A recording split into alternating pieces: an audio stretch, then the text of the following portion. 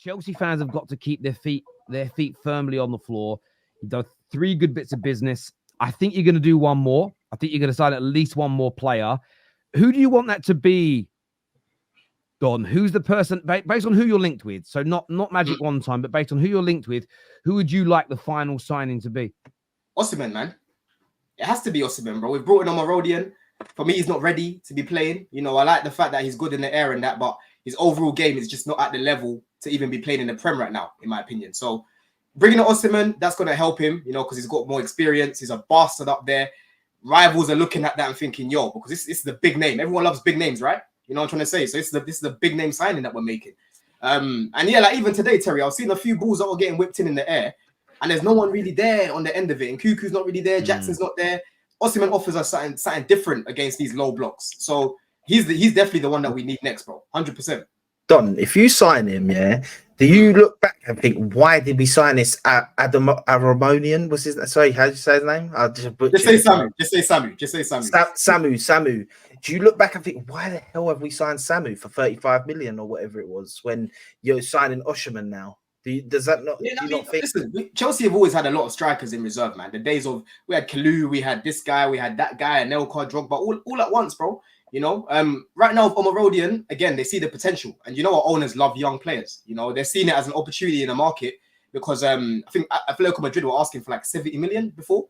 So even if it doesn't work out, they're looking at it as, okay, if it doesn't work out at Chelsea, we can most likely still flip him. But if it does work out, we could have one of the best young players, young strikers coming up. That's the reason why, bro. But again, for me, I don't think it would have been fair to bring him into an environment where we saw last season we missed a lot of chances. You know, we're seeing that the last season we had to depend on a lot of young players, and you're bringing him into a toxic environment, bro, where the fans, you know, Caicedo doesn't want to play at the bridge and all of these things. So I was looking at the sporting directors more than him because I'm like, yo, he can't be brought into this environment. But if you're bringing an Osimhen to help him, I don't mind it. I'll be real. I don't mind it.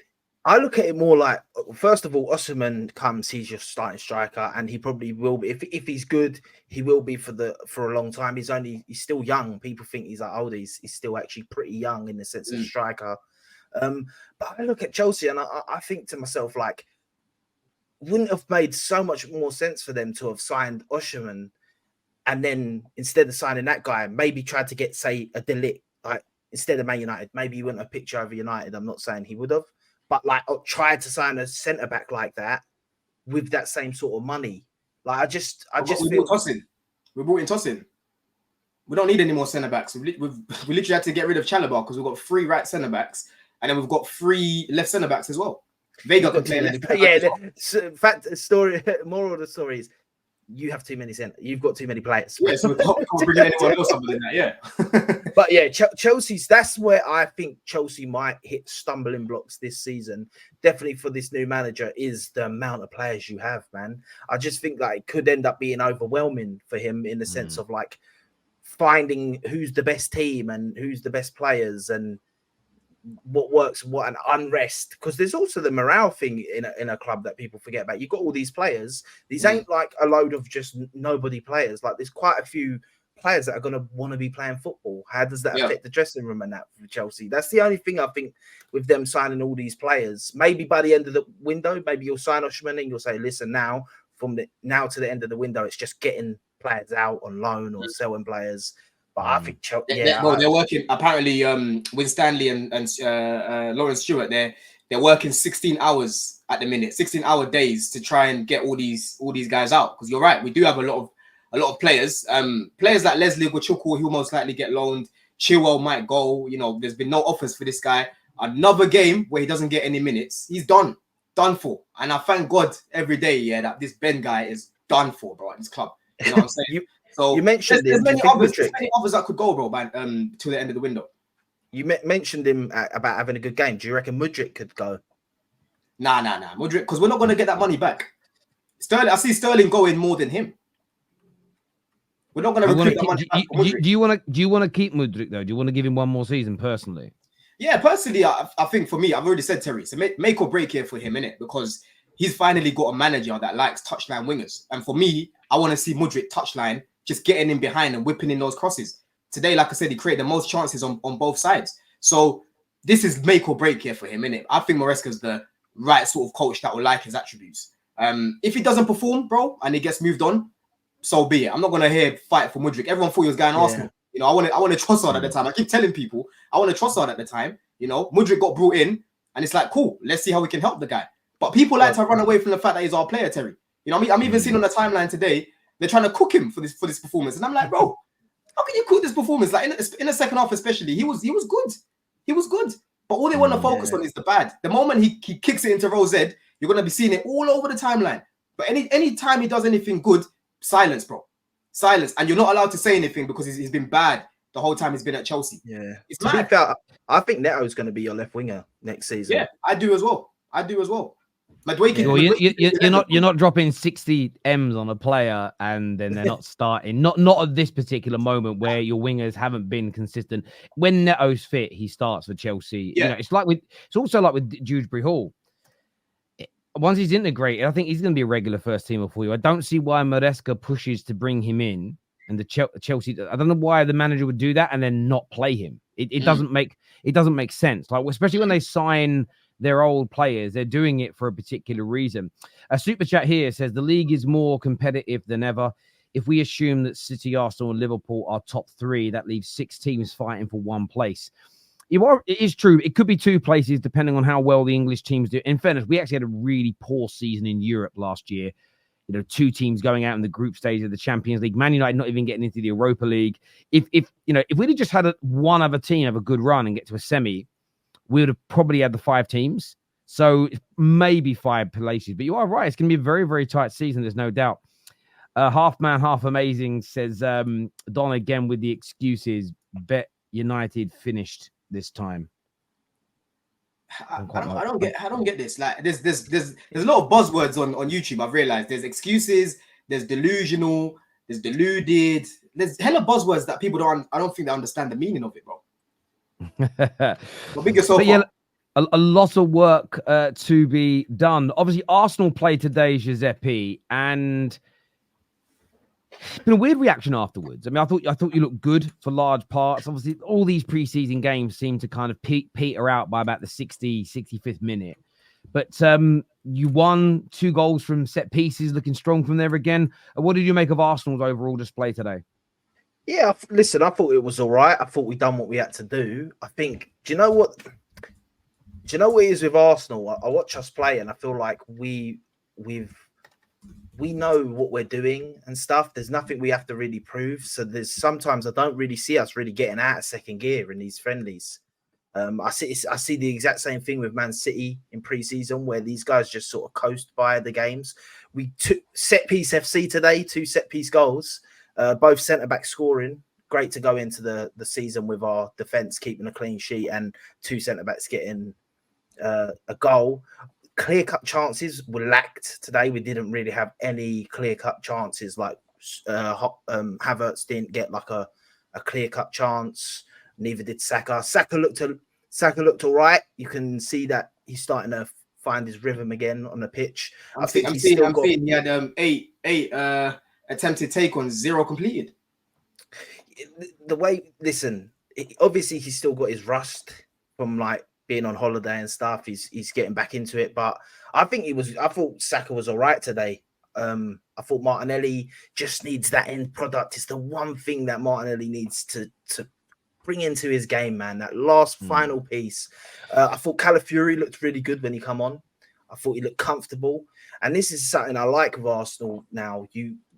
When we bring in these players, I don't know if it's because we're bringing in the right players for the systems and stuff, or it's just that maybe it's when you're just playing at a really good level. Players just seem to come in and look like they've been there for a while. And he come on the pitch today and he just looked like he knew what he was doing for us. Like there was a little bit sometimes on the left-hand side where you can see that he hasn't played left back last season and stuff. And he was finding his bearings at left wing, left back. But he's very direct going forward, and I thought he looked good. And I just think we looked all right. We just done what we had to do. 2 early goals, an early goal, and then another early-ish goal, and we just stayed in second gear. Yeah, Saka had a game today, Don, like you've asked for him to have, having watched it. Yeah, he maybe on the technicalities of completing a take on it didn't happen. But that's because 3 times that he beat a man before he could actually get away, he got fouled. And also, he was a consistent thorn in their side all game. So, in terms listen, of, I didn't watch the game. I'm just going off of what I saw in group chats from Arsenal fans, what I saw in the timeline. Well, that's just stats. Like, that's where to your point. Sometimes you don't maybe have the best game in terms of output, but you're a thorn. He had something that he was doing. I'm really intrigued to see whether he keeps doing this when the Premier League season starts. He was attacking the back post with those crosses. He had 2 headers he had no right getting onto, one that nearly went in, one that went just wide. And then a header where he was unlucky not to score and it hit the post. So, but he was a threat today. He really, really was. I thought you guys looked great. And I think once you scored the 2 goals, I agree with you. You took your foot off the gas. And I think when you do that sometimes as professional footballers, I think it then made you sloppy in certain areas because you went, relax time. And I do believe it's interesting. 2 summers ago, was when I watched you guys play a couple of games and I watched you beat Chelsea up.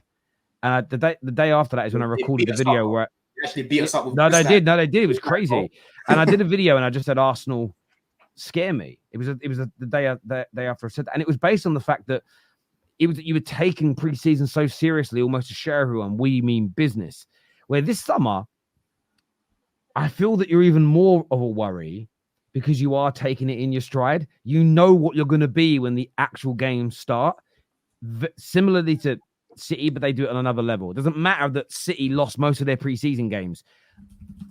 I batted that. For me, I didn't bat an eyelid at it. Yeah. Liverpool's are a little different. They've got a new manager. So I think they've made a few statements to go, look, we're here to go. And I think some teams, preseason is different for different clubs and sides, depending on where they are at this particular moment. And I just think you guys cruise through it. What you did to Bayer Leverkusen, you turned it on, you slapped them, got 4-0 up, and then just relaxed. Today, you got 2-0 up. Your set pieces are still working as well as they were last year, and then you cruise through the game. And just watching you play, watching City play, I've watched 3 of Liverpool's preseason games as well. We obviously covered 2 of them on the terrace. That 3-way title race is going to be amazing.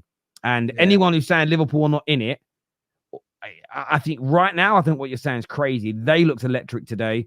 Arsenal are looking great. And it doesn't matter what you think of City in pre-season. We know City are going to be good.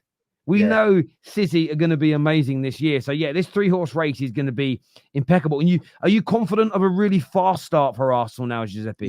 Yeah, no, I think we will. Listen, we've got a hard start of the season. But like, it's wild, and I've said it, and I come with a lot of chest that people say, like, we can really put a statement in our first 5-6 games to put us in a really good place to win the league. And I know people say, how can you say that only after 6 games? Well, say we go out and beat it, we win all our first 6 games, and just an example, I'm not saying we will. Well, that means we've already beaten Spurs away, we've already beat City away, we've already beat Villa away.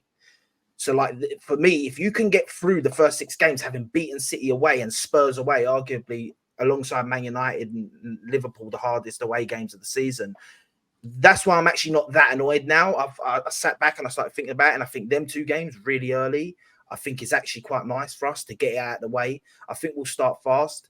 Don on Saka, I also feel sorry for Saka because he's the only guy. I don't know. I don't watch as much of other teams. Pre-season, it doesn't matter that it's pre-season. This guy's getting taken out all the time. Like, even there was a tackle that was done on him, a needless tackle when he was running to he got barged off the pitch and basically into the advertising hordes in the opening 30 seconds, and it was like the crowd sort of booed. And I did again, even if it was just one of those moments where you were like, fucking hell, like, what was the need for that? It is, even for them, it's pre-season. Like, he does seem to get kicked about a hell of a lot, Saka. He does. Wait, what did you say about your fluidity in the game? Like, you said you wasn't really creating much. Clear cut. Like, I felt like we had a lot of the ball and stuff. It's just we need that creative bit. Just was lacking. I think the one. Where was Odegaard was playing. I thought Odegaard was playing well, but it's just I just felt like that maybe it was this that we scored the goals and we weren't in second gear. I think we're still lacking something up front. I really do. I really do still think we need something up there, something a bit different. By the way, another thing about Arsenal that was really it's a bit silly, but really made me happy was how we treated the Emirates Cup thing that we won. Just see Odegaard just like hold it and sort of smile with a picture with the team, and like he didn't really. They were like, "Oh, lift it up," and he sort of just as a joke went like that, and then gave it straight away, like showing the maturity levels and that of Arsenal now in the sense of it's a pre-season crappy little pre-season cup. Like they don't care. They want bigger things. Like Arsenal, honestly, Arsenal like 5 years ago probably would have had that cup game, hey, like Spurs do whenever they win a pre-season cup. And just that little thing, I just felt like you could see that they were happy they won the match, but they look like this season is business. Like I really get that vibe from Arsenal this pre-season. So that's why I think they're going to start really strong this season.